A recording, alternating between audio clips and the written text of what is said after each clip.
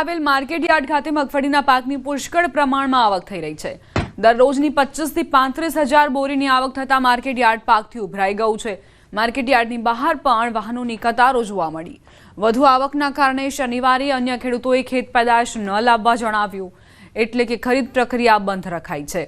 ઉલ્લેખનીય છે કે બનાસકાંઠા, અરવલ્લી, મહેસાણા, કપડવંજ તરફથી ખેડૂતો પોતાનો પાક લઈ આવી રહ્યા છે।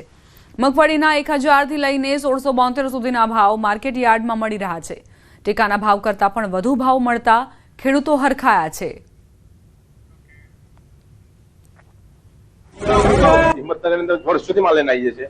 મંગળવાર મારો પોતાનો માલ હતો, 1600 મારો માલ પડ્યો તો મંગળવાર ભાવ આજે 1670 એક મોટુકાવાળાનો ભાવ પડ્યો છે। મેસેજ છે અને અમારો ગામનો ચીચણોના મોટીચીનોના 1570 1612 1622 સારા એવા ભાવ પડે છે।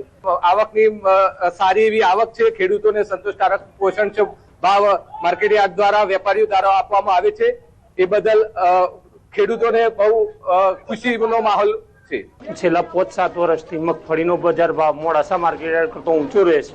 હાલ બી આજે બી મારા મગફળીનો ભાવ 1612 રૂપિયા પડેલો છે। પહેલા 2 દિવસ પહેલા તે દિવસે 1612 પડ્યો હતો, એટલે અમે કાયમ માટે મગફળી વેચવા મોડાસા અહીંયા હિંમતનગર આવીએ છીએ।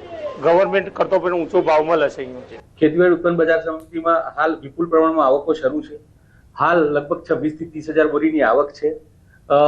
હાલ માર્કેટ યાર્ડમાં જગ્યા ન હોવાના કારણે અમે શનિવારના દિવસે બંધ આપેલું છે। શનિવારના બંધ આપવાનું કારણ કે હાલ જે ઓક્શન ચાલુ છે એ ઓક્શન પત્યા પછી બહારના સાધન અંદર લઈ શકાય અને એનું કાલે ઓક્શન થઈ જાય અને રવિવારના લીધે કોઈ ખેડૂતને હેરાનગતિ ન થાય। મેઘરજ તાલુકાના વન વિભાગની જમીન પર છેલ્લા 40 વર્ષથી ભોગવાટો ધરાવતા એક ગરીબ ખેડૂતનું ઝૂંપડું વન વિભાગે તોડી પાડતા ચકચાર મચી।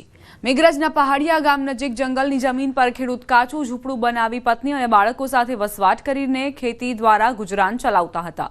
વન વિભાગના કર્મચારીઓ વાહનો સાથે આવી પહોંચ્યા અને ખેડૂત પરિવાર કંઈ વિચારે તે પહેલા ઝૂંપડામાંથી સામાન બહાર કાઢી તેને તોડી પાડ્યું। આ ઘટનાના કારણે કડકડતી ઠંડીમાં ખેડૂત પરિવાર આશરા વિહોણો બન્યો। બીજી તરફ આ ખેડૂતે વનકર્મીઓ પર ગંભીર આક્ષેપ કરતા ચકચાર મચી ગઈ છે। ફોરેસ્ટરને 40,000 રૂપિયા આપેલ અને આ સાલ ફરીથી 50,000ની માગણી કરતો મેં મારી પરિસ્થિતિ નબળી હોય હું આપી શક્યો નથી, એટલે 50,000 રૂપિયા આપ્યા નહીં એટલે મારું ઝૂંપડું ગઈકાલે ફોરેસ્ટ ખાતાના અધિકારીઓએ આવી મારા ઝૂંપડાને પાડી નાખવામાં આવ્યું છે।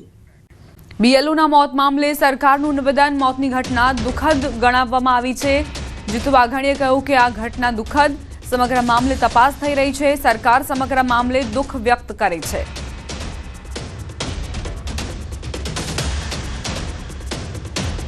ના માટે રાજ્યની સરકાર દુઃખ વ્યક્ત કરે છે, સંવેદના વ્યક્ત કરે છે। કોઈનું પણ મૃત્યુ કે અપમૃત્યુ એ બંને ક્યારેય કોઈ પરિવારને અથવા કોઈ સમાજને એ પસંદ ના આવે, એટલે ઘટના પ્રત્યે રાજ્ય સરકાર દુઃખ વ્યક્ત કરે છે। સમગ્ર વિષય એ તપાસનો છે, તપાસ થઈ રહી છે, પણ રાજ્ય સરકાર દુઃખ વ્યક્ત કરે છે। એસઆઈઆર મુદ્દે વાઘાણીના કોંગ્રેસ પર પ્રહાર। જીતુ વાઘાણીના કોંગ્રેસ પર પ્રહાર। એસઆઈઆર મામલે કોંગ્રેસ રાજકારણ કરે છે, કોંગ્રેસ ઘૂસણખોરોને પ્રોત્સાહન આપે છે। એસઆઈઆર મુદ્દે કોંગ્રેસ ખુલ્લી પડી ગઈ છે। પણ એસઆઈઆર નો મુદ્દો લઈને નીકળેલી કોંગ્રેસ, એ બિહાર હોય કે દેશ હોય, એમાં ધોબી પછડાટ મળી છે। ગુજરાતની જનતા બરાબર રીતે જાણે છે કે એ લોકો કોને સાચવવા નીકળ્યા છે, કોની તરફદારી કરે છે અને કોને માટે કરે છે, એનો જવાબ પણ કોંગ્રેસ